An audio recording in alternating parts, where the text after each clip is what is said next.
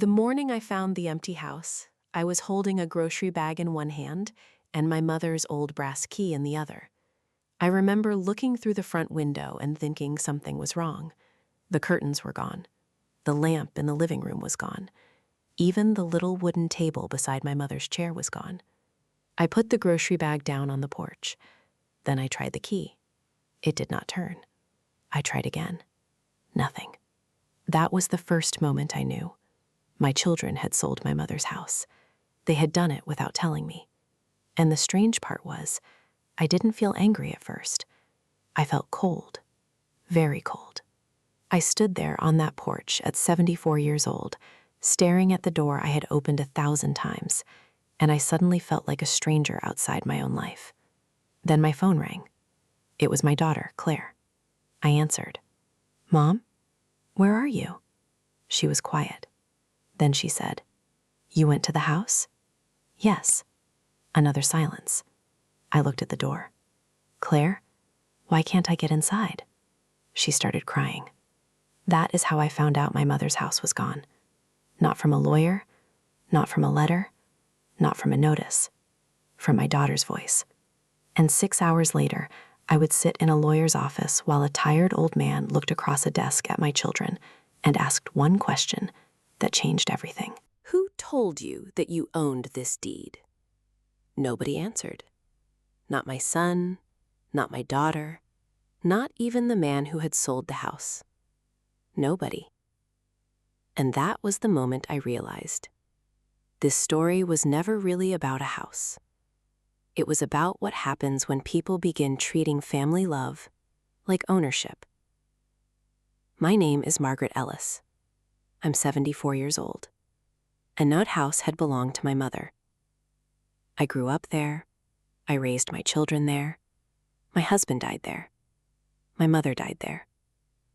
For more than 60 years, that old house had held my family together in ways none of us understood, until the day my children decided they knew what should happen to it.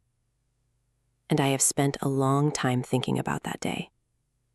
Because when people ask me what I would do differently, I don't say I would have fought harder. I don't say I would have shouted.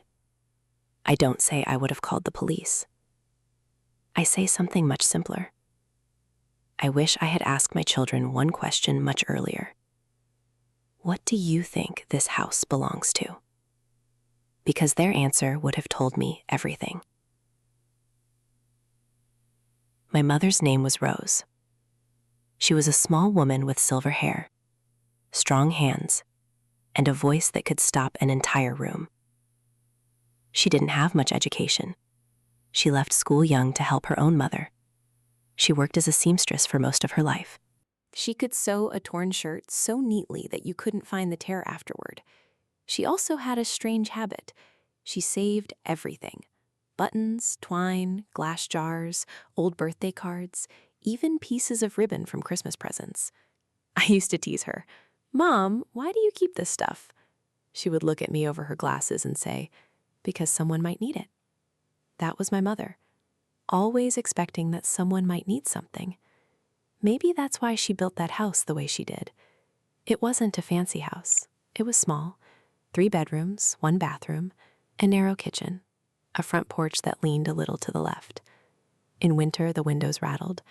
In summer, the upstairs bedroom became so hot that we slept with the windows open. But every important thing in my life happened there.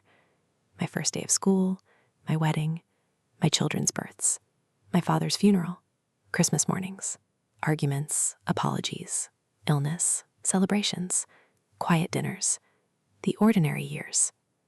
I think that's why old houses are dangerous things. They don't just hold furniture, they hold versions of you.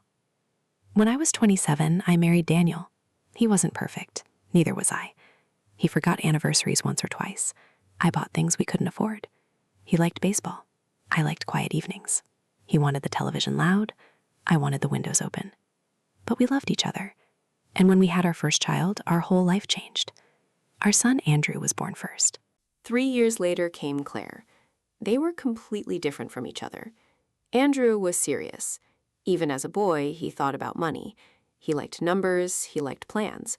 He wanted to know what things cost. Claire was softer, more emotional. She cried when she saw injured birds. She wrote thank you notes for everything. As children, they fought like all siblings do. Who got the bigger cookie, who sat closest to the window, who touched whose toy. Then, 5 minutes later, they'd be laughing together. I remember watching them once from the kitchen. Andrew was 10, Claire was 7. They were sitting on the living room floor building a fort with blankets. My mother, Rose, was sitting in her chair nearby. She was smiling. I looked at Daniel. He smiled back. And I remember thinking, this is enough. I didn't know then how many mothers before me had thought the same thing. This is enough. This moment, this family, this house, this life. Then years pass, and somehow the children who once slept in bunk beds become adults who ask what will happen to the house. My mother lived until she was 88. Her last few years were difficult. Her memory became weak, her knees hurt, she needed help walking. I visited almost every day. Sometimes she knew me, sometimes she thought I was my sister. Once she asked me if my father was coming home from work. He had been dead for 22 years. I said, "He's probably late." She smiled. "That sounds like him." I didn't correct her. You learn when correction matters, and when love matters more. One evening, while sitting beside her bed, she held my wrist. "Margaret?" "Yes, Mom?" "I want you to keep the house." I smiled. "Of course." "No." She looked serious. "Listen to me." I nodded. She whispered, "Keep the house as long as it still feels like home." I didn't understand why she said it that way. I asked, "What if the children want it?" She looked at me. "Then let them ask." I smiled. "They'll inherit it someday." She closed her eyes. "Maybe." Then she said something I never forgot. An inheritance can make people strange. I laughed softly. "Mom, I'm serious." She squeezed my hand. People behave differently when they think something belongs to them. I didn't know how right she was. After my mother died, the house became mine. At least, that's what I believed. There was legal paperwork, there was a will, there was a deed, there were signatures. The house came to me. I didn't sell it.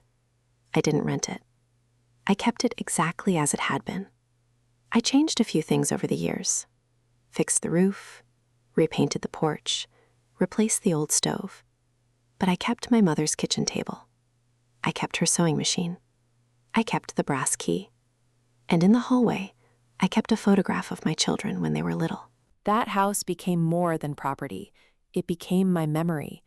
And for many years, Andrew and Claire understood that. They visited, they brought their children. Christmases happened there, birthdays happened there. When Daniel died, I moved back into the house full time. That was 14 years ago. I thought I would grow old there. I thought I would sit on the front porch until my knees gave up. I thought my children would someday clean out my kitchen after I died. I thought that was how it would end. I was wrong. The first warning came slowly. Claire began asking questions. "What are you going to do with the house?" I laughed. "Keep living in it." "I mean, later." "Later when?" "You know," she waved her hand, "the future." I smiled. "I don't know." She looked around. "You could sell it." "I could. Move somewhere smaller?" "Maybe." "You'd have more money." "Probably." She didn't say anything else. A few weeks later, Andrew asked me the same question. "Mom, have you thought about the house?" I stared at him. Why is everyone suddenly interested in my house? He laughed. "We're just thinking ahead." "Thinking ahead to what?" "Your future." I shook my head. "My future isn't a real estate project." He smiled. I didn't mean it like that. Maybe he didn't. Not then. But something had changed. They weren't asking what I wanted. They were asking what would happen to something they believed would eventually be theirs. That is a very different conversation. After that, I started noticing little things. Claire would mention property values. Andrew would talk about taxes. They would discuss what the neighborhood was worth. One evening, Andrew said, "That house could probably sell for close to $1 million now." I laughed. "Your grandmother would never believe that." He smiled. "That's why we have to be smart about it." I looked at him. "Who is we?" He shrugged. "You know what I mean." I did. And I didn't like it. I told myself I was overreacting. Maybe they were simply adults thinking about the future. Maybe I was becoming too sensitive. Maybe I was old-fashioned. Mothers are very good at talking themselves out of what they already know. We do it because we don't want to believe our children could hurt us. Then my health started changing. Nothing terrible, just age. My balance wasn't as good. My doctor told me to be careful on the stairs. I started using a cane sometimes. Claire became worried. Andrew became practical. He offered to help with my finances. I refused. Claire offered to move me to a smaller place. I refused. Then one Saturday afternoon, both of them came to my house. They sat at the kitchen table. Claire looked nervous. Andrew looked serious. Andrew cut a folder on the table. "Mom, we want to talk about something." I looked at the folder.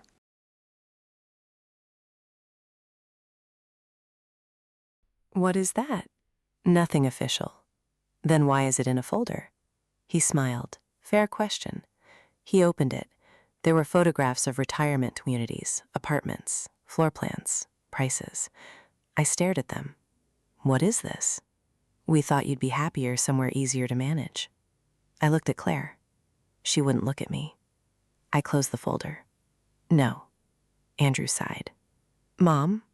No. You can't stay in that house forever. I know. Then let's plan. I have planned. What plan? I pointed toward the hallway. My mother lived here. Mom. And I will live here. Claire finally spoke. Until what? I looked at her. Until I don't. Nobody said anything. Then Andrew asked the question that changed the tone of everything. Mom, what happens to the house when you die?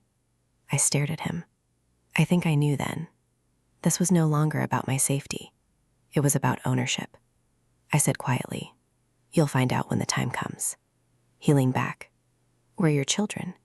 "I know. Don't you think we have a right to know?" "No." Claire looked hurt. "Mom," I said, "not while I'm alive." They left angry. I sat in my mother's kitchen for a long time afterward. I touched the table. The same table where she had once told me, an inheritance can make people strange. I finally understood. That evening I opened the old drawer where I kept important papers. The deed was there. The will was there. Everything was safe. I put the papers back. I told myself there was nothing to worry about. That was my second mistake. My first had been believing my children would never confuse love with ownership. My second was assuming that because something was legal, it was emotionally safe. The next year became quieter. Claire called less, Andrew visited less.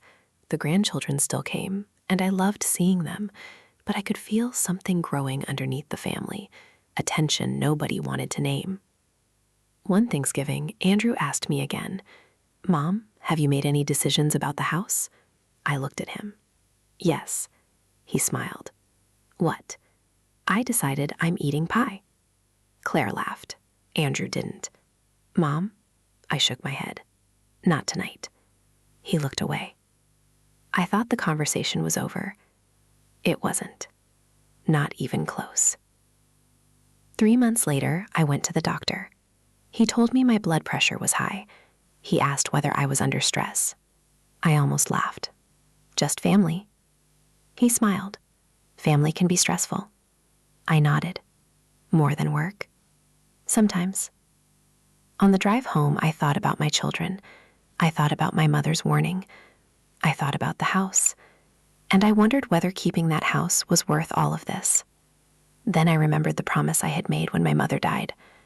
Keep it as long as it still feels like home. I had not made that promise to my children. I had made it to her. And somehow, that gave me peace. Then came the day I had to leave the house for 3 weeks because the upstairs bathroom needed major repairs. Claire offered to let me stay with her. I refused. I stayed with a friend instead. I left the house locked. The deed remained in the drawer. The key remained around my neck. I thought everything was safe. When I came back, my key didn't work. And that brings me back to the beginning. The empty curtains, the missing furniture, the front door that wouldn't open, and my daughter's voice on the phone. "Mom? What did you do?" She was crying. We thought what? Andrew took the phone. Mom, let us explain. No. I looked at the lock. No. You explain after I get inside my house. Andrew said something that made my hand shake. You can't go inside. I whispered. Why? He said, because the buyer has the keys. I couldn't breathe. The buyer? Mom, what buyer? Silence. Then Claire cried, and I knew.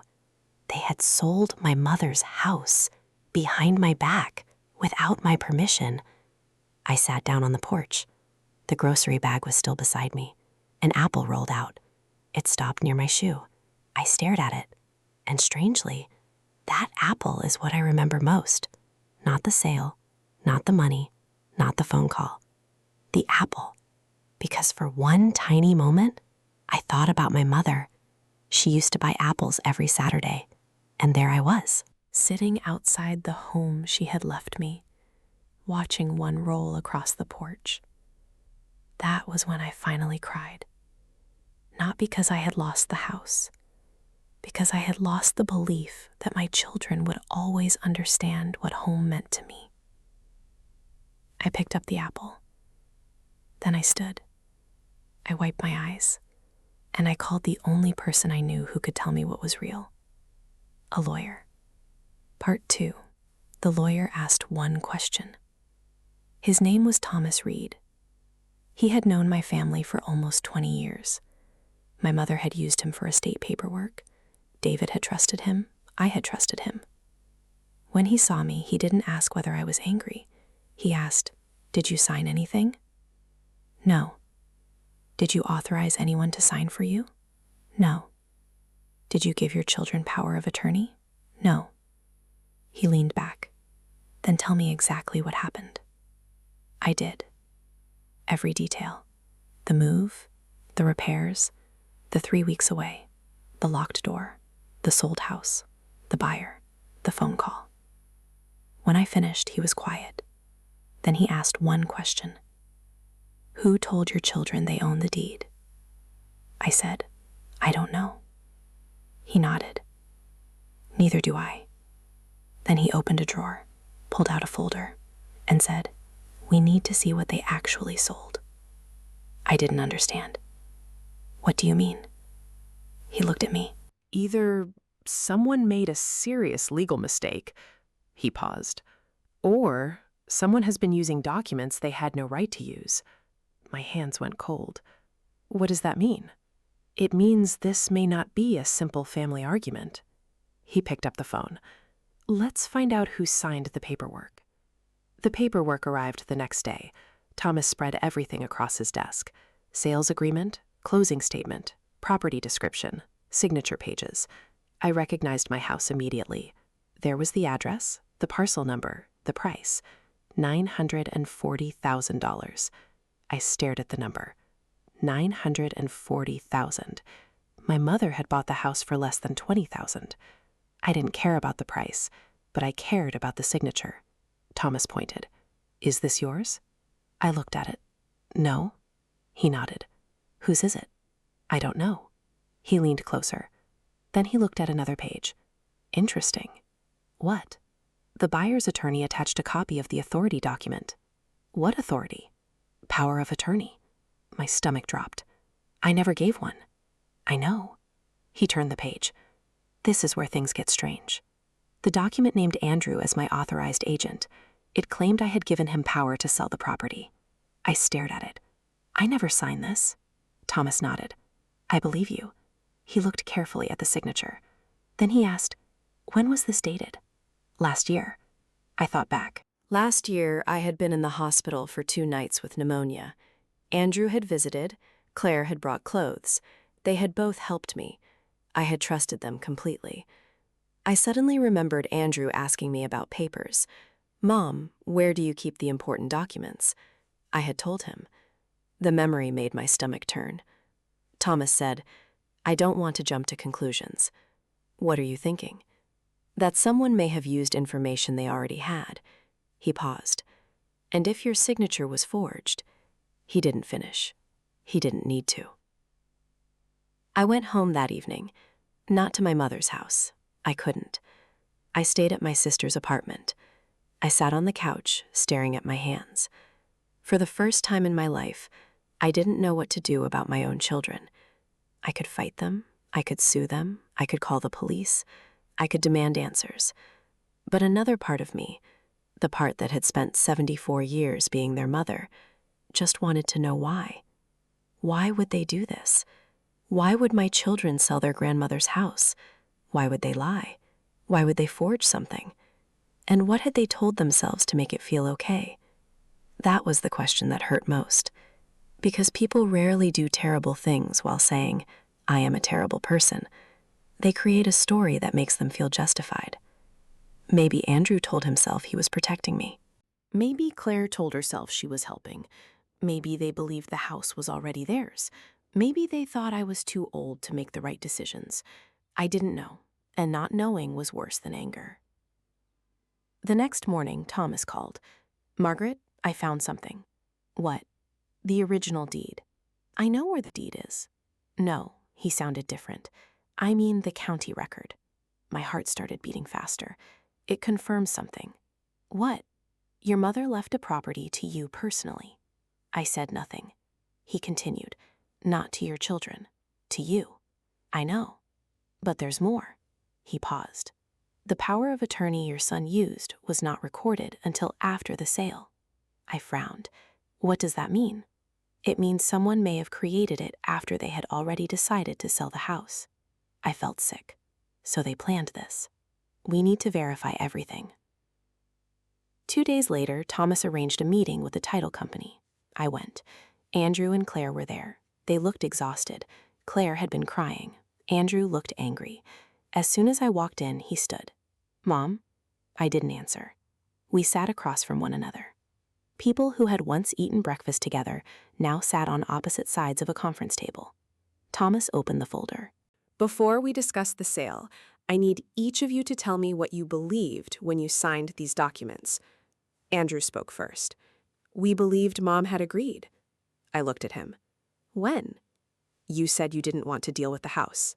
I said I didn't want to sell it. He looked down.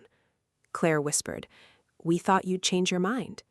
Thomas asked, Who prepared the power of attorney? Andrew didn't answer. Thomas looked at Claire. She stared at the table.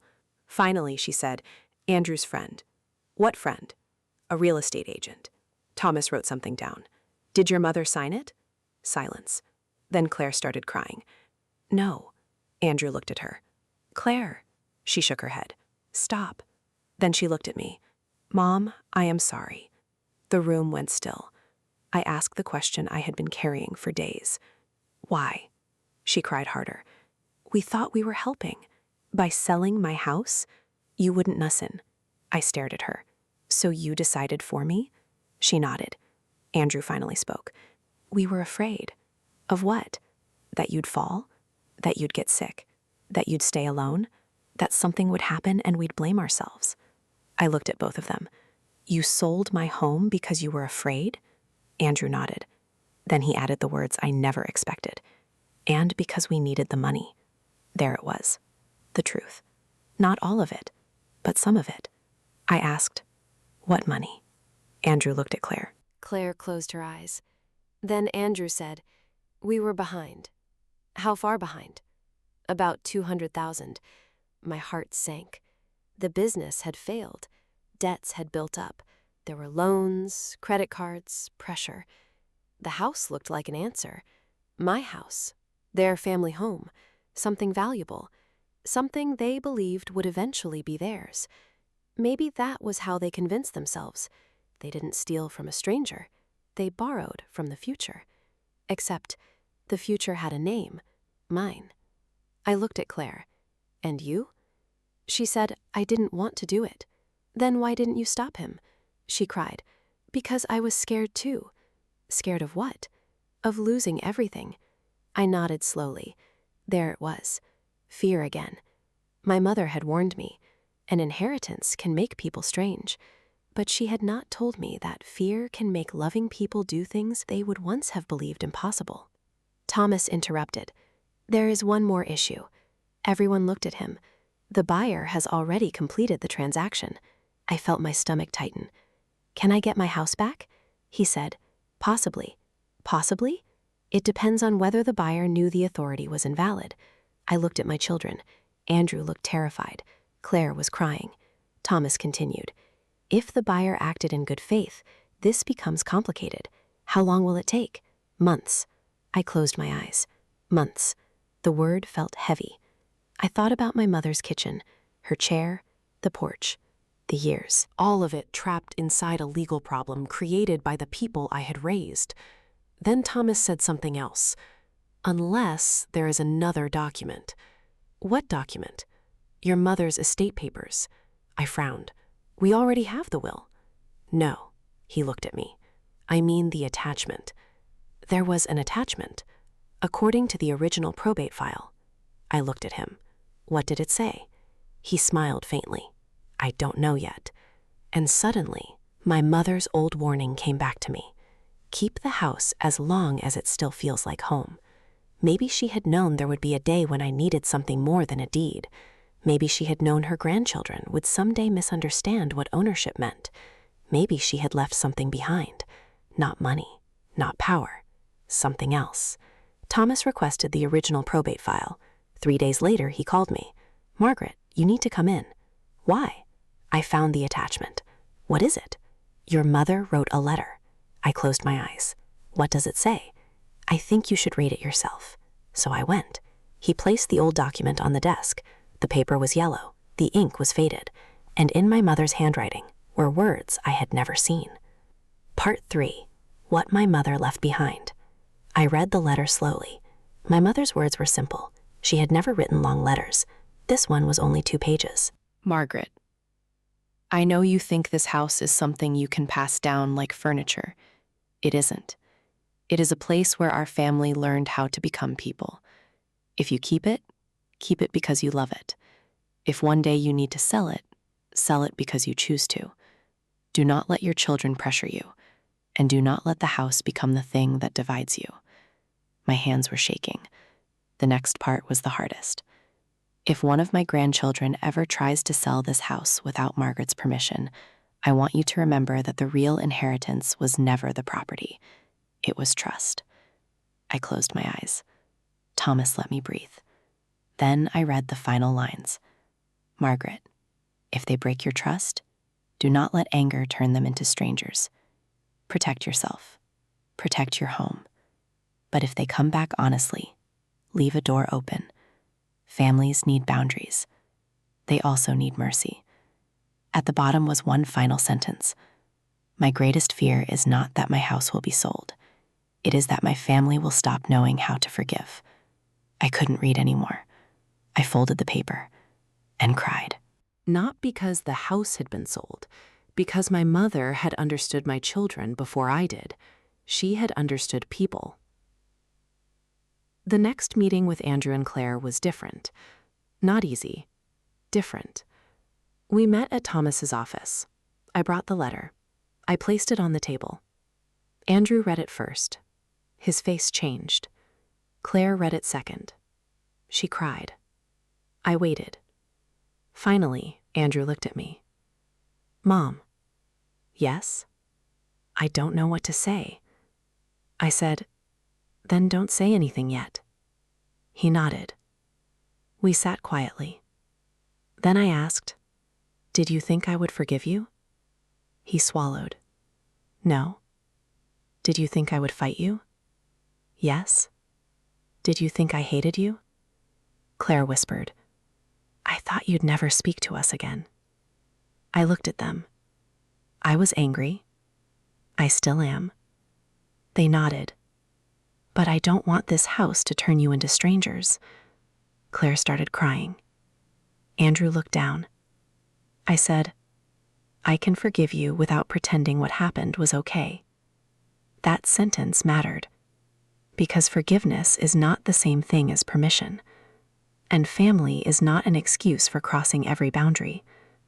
I needed my children to understand that.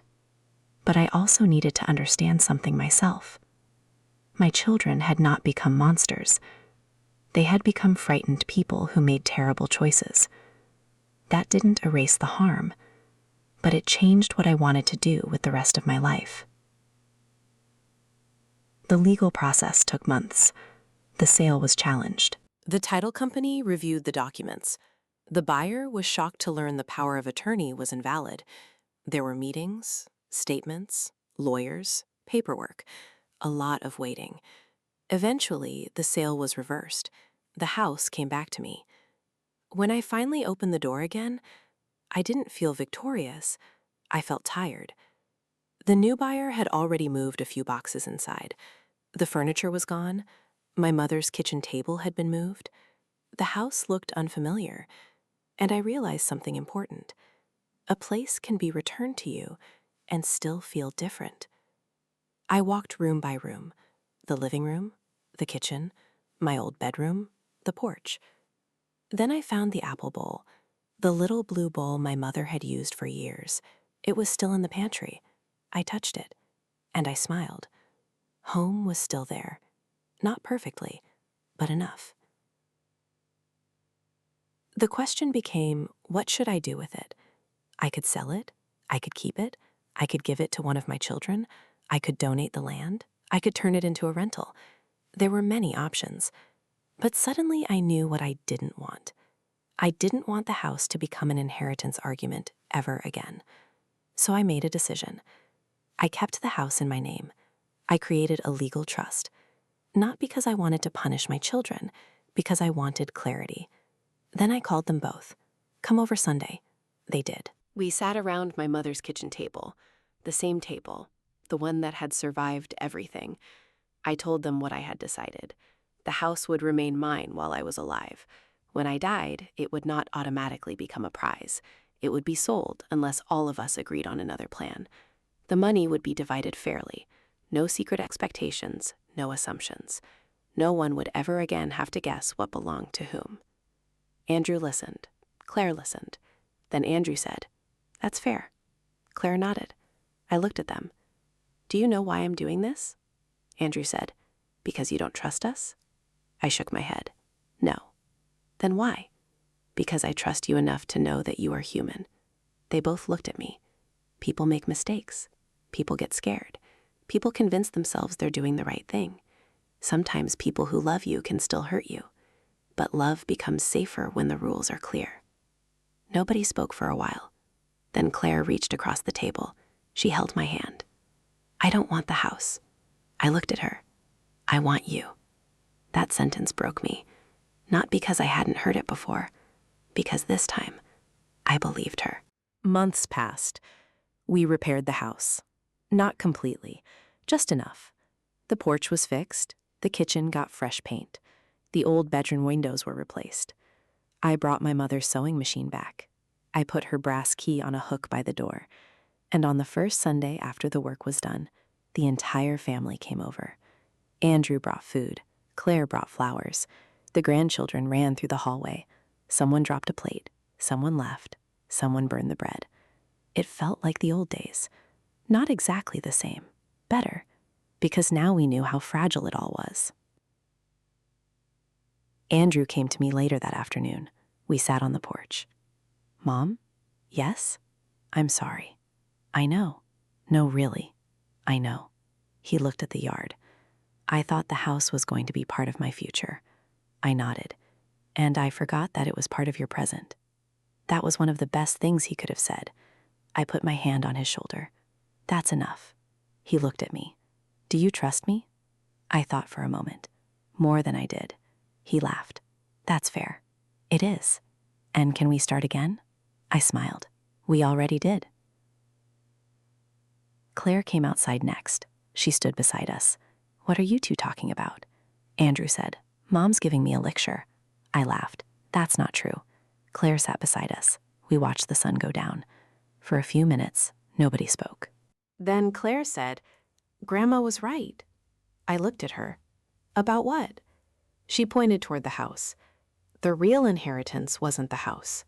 I smiled. "No." She looked at me. "It was trust." I nodded. "And trust takes longer to build than a house." She smiled, "But less time to break." I looked at my children. That was the lesson. Not the deed, not the money, not the property. Trust. If you have grown children, you probably understand something about this story. There comes a time when your children begin looking at your home differently. When they were young, it was simply home.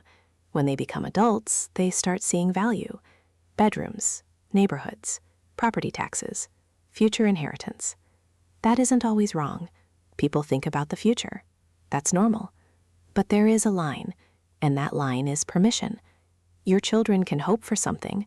They cannot quietly take it while you are still living. Your family can love you. They still need to respect you. And you can love your children deeply while setting boundaries that protect everyone. I also learned something else. Never use an inheritance as a test of love. Don't tell yourself, if they loved me, they wouldn't care about the money. People are complicated. Money creates fear. Fear creates strange choices. Talk. Write things down. Make your wishes clear. Not because you expect your family to fight, but because you want them to have fewer reasons to. Clear boundaries are not signs of distrust. Sometimes they are acts of love. They make the future easier. I still live in my mother's house. I'm older now. My knees aren't what they used to be. I have slower mornings. I forget where I put my glasses. I still call Claire when I need help with technology. She always laughs. "Mom, you're impossible." I tell her, "That's what you get for moving into adulthood." She laughs. Andrew comes by on Saturdays. He fixes things around the house. One day he repaired the portrail. When he finished, he looked at me and said, "Grandma would have liked this." I smiled. I think she would. Sometimes I stand in the kitchen alone. I touch the old table. I remember my mother. I remember Daniel. I remember the children when they were small. And I remember the day I sat on that front porch with an apple at my feet, believing I had lost everything. I didn't. I lost something important. I lost my belief that loving people would always protect us from hurting one another. But I gained something better. I learned that love isn't enough by itself. Love needs honesty. It needs boundaries. It needs responsibility. And when mistakes happen, sometimes it needs forgiveness. Not easy forgiveness. Not instant forgiveness. Real forgiveness.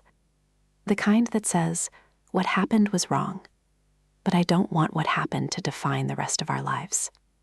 That is the forgiveness I chose. My mother used to save little things. Buttons, ribbon, twine, jars. I understand her better now.